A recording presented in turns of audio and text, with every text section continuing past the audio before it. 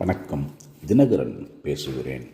Saint mother Teresa அவர்களை பற்றி ஒரு பார்வை, ஒரு நிகழ்வு எப்படி வேண்டுமென்றாலும் எடுத்துக்கொள்ளலாம். உலகத்தில் அவருக்கு கிடைத்த அந்த recognition by the public, by the governments of entire world very very important to be notified. அவருக்கு பாஸ்போர்ட்டும் தேவையில்லை, விசாவும் தேவையில்லை. வேர்ல்டு வைடு எந்த கண்ட்ரிக்கு வேண்டுமென்றாலும் இலவசமாகவே பயணிக்கலாம். எந்த கண்ட்ரியில் போய் அவர் இறங்கினாலும் அவருக்கு ரெட் கார்பெட் வெல்கம் கொடுப்பதற்கு அந்த அரசும் பொதுமக்களும் தயாராகவே இருந்தனர். அதற்கு ஒரு சின்ன எக்ஸாம்பிள் சொல்லணுன்னா 1981 விசிட் ஆஃப் USA.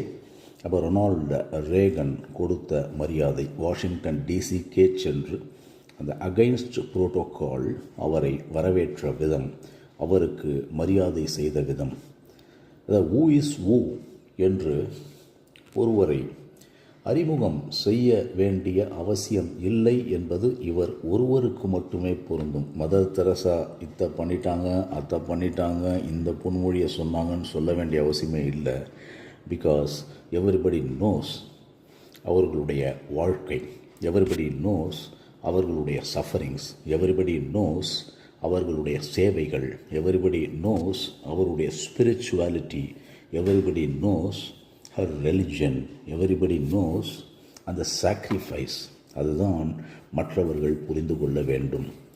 96ஆம் ஆண்டு சடனாக மதர் மயங்கி அந்த ஆசிரமத்தில், கல்கட்டா ஆசிரமத்தில் மயங்கி விழுகின்றார். அவ்வளோதான் தெரியும். அந்த அம்மாவை பொறுத்த வரைக்கும் இறைப்பணி ஆற்றினால் கூட அவ்வளவுதான் அவங்களுக்கு தெரியும்.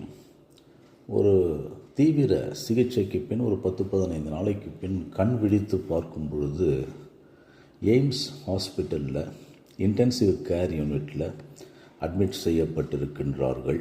அப்படியே கண் விழித்து பார்த்து அந்த செக்ரட்டரிங்களை கேட்குறாங்க, நான் இப்போ எங்கே இருக்கேன், ஆசிரமத்தில் இருக்கேன்னா எங்கே இருக்கேன்? இல்லைம்மா, நீங்கள் எய்ம்ஸில் இருக்கிறீங்க, இன்டென்சிவ் கேர் யூனிட்டில் இருக்கிறீங்க, இதுபோல் நீங்கள் மயங்கி விழுந்து விட்டீங்கன்னு. சடனாக எழுந்து உட்கார்ந்த அவர் அங்கே இருக்கக்கூடிய முதன்மை மருத்துவ அதிகாரியை பார்த்து கேட்கின்றார், ஒரு இந்தியாவில் ஒரு சாதாரண ஒரு ஏழை மயங்கி விழுந்தால் இது மாதிரி நீங்கள் எய்ம்ஸில் ட்ரீட்மெண்ட் எனக்கு அளித்த அந்த உயர் சிகிச்சையை அவர்களுக்கு அளிப்பீர்களா என்று ஒரு கனத்த இதயத்தோடு கேட்டு, ப்ளீஸ் டிஸ்சார்ஜ் மீ இம்மீடியட்லி என்று சொல்லி டிஸ்சார்ஜ் செய்து கல்கட்டா வந்து விடுகின்றார். இறைப்பணி ஆற்றுபவர்கள், இறையை முழுமையாக நம்புபவர்கள், அவரை இறுக பற்றி கொண்டவர்கள் இந்த உயிரை பற்றிலாம் கவலைப்பட மாட்டாங்க. அப்போது ஆசிரமத்தில் மதர் எல்லாரையும் அழைச்சி சொன்னாங்க, இது மாதிரி ஒரு நிகழ்வு எனக்கு ஏற்பட்டதுன்னா தயவு பண்ணி என்னை ஹாஸ்பிட்டலில் அட்மிட் பண்ணிடாதுன்னு சொல்லி. ஒரு நாள் அவங்க அனௌன்ஸே பண்ணுறாங்க, இன்னும் ஒரு சில மணி நேரங்களில் என்னுடைய அந்த ஆத்மா, இந்த உயிர் பிரிந்து விடும் என்று அனௌன்ஸ் பண்ணிட்டு தான் போனாங்க. அது மாதிரியான ஒரு தெய்வீக காரியம் அந்த 5th செப்டம்பர் 1997. அது என்னை பொறுத்த அளவிலே ஒரு மெமரபிள் டே, ஒரு டெடிக்கேட்டட் டே, மற்றவர்கள் புரிந்து கொள்ளக்கூடிய ஒரு நாள் அது. அந்த நாளில் அந்த அம்மா உயிரை துறந்தாங்க. அந்த சேரில் உட்காந்துன்னு உயிரை துறந்தாங்க. அப்போது கல்கட்டாவில் west Bengal, Jyoti Basu was the chief minister of west Bengal. Vajpayee, AB Vajpayee நான் மிகவும் நேசிக்கக்கூடிய ஒரு மிகப்பெரியதொரு உன்னதமான தலைவர், பிரைம் மினிஸ்டர் ஆஃப் இந்தியா. அந்த நேரங்களில் இந்த அம்மா எந்த பதவியும் வகிக்கலைன்னாலும் ஒரு கவர்மெண்ட் ஹானர் கொடுக்கணும்னா ஃபாரின் டெலிகேட்ஸ் எல்லாம் வருவாங்கன்னு சொல்லி வாஜ்பாய் அவர்களிடம் எடுத்துரைக்கப்பட்டது. அது சில அரசியல் காரணங்கள், RSS, BJP, இன்னும் so many political reasons, because she is a Christian Catholic community, RSS Hindu ஒரு தீவிரவாத அமைப்பு, பிஜேபி அதன் சார்பாக இயங்கக்கூடிய ஒரு அரசியல் கட்சி. விஹெச்பி போன்றது, விஸ்வ ஹிந்து பரிஷத், பஜ்ரங் தள் போன்ற கட்சிகள் இதை எதிர்த்தன.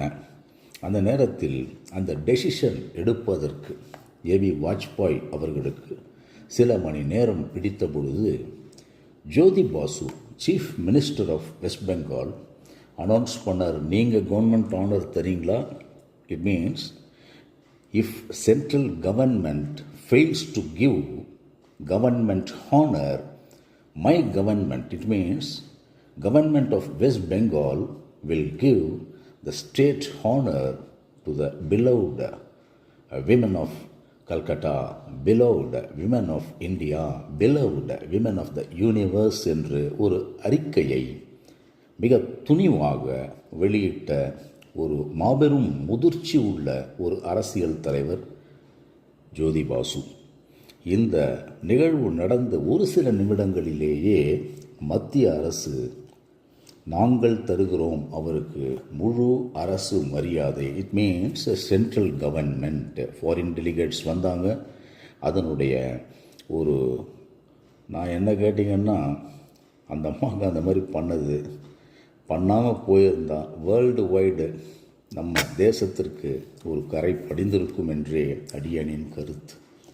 எத்தனை விதமான உதவிகள், எத்தனை விதமான அந்த services to the lepers, services to the beggars, services to the innocence, services to the poor, services to the orphans, something remarkable, something extraordinary, something exemplary என்று மட்டும் சொல்லி எல்லாம் மகத்தானதொரு ஒரு அமைப்பினுடைய ஒரு தலைவருங்க.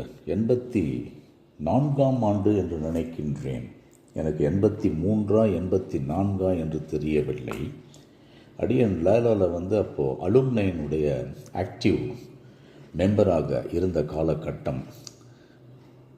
ஃபாதர் குரியகோஸ் அவர்கள், rector and Father and principal of Loyola college, Kuriakose அவர்கள் Mother தெரசாவை invite பண்ணி அந்த பெட்ரூம் ஹாலில் ஒரு மீட்டிங் போடும்போது அடியேன் அருகிலேயே இருந்தேன். அந்த மீட்டிங் முடிந்த பிறகு அவர்கள் இறங்கி வரும்பொழுது ப்ரொஃபஸர் கிளாரன்ஸ் மோத்தா போன்றவர்கள், head of the department of history, head of the department of economics, head of the department of politics, 3 department head என் மீது மிகுந்த அன்பு கொண்டவர். அவருடனே நான் இருப்பேன்.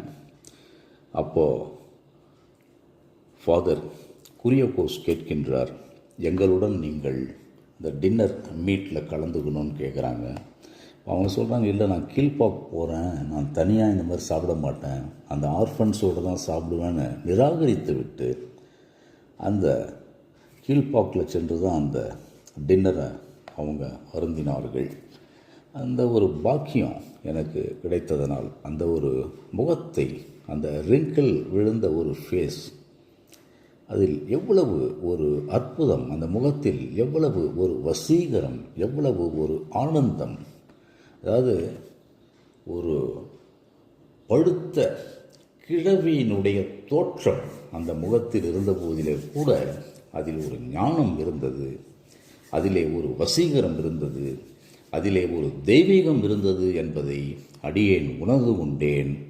அதை அப்படியே அவங்கள பற்றி நினச்சேன்னாவே என் கண்களில் கண்ணீர் பெருத்தெடுத்து ஓடும் என்று மட்டும் சொல்லி, நன்றியுடனும் அன்புடனும் விடைபெறுவதற்கு முன் அவர்களுடைய புகழ் என்றென்றும் நிலைத்திருக்க வேண்டும், நிலைத்திருக்கும்.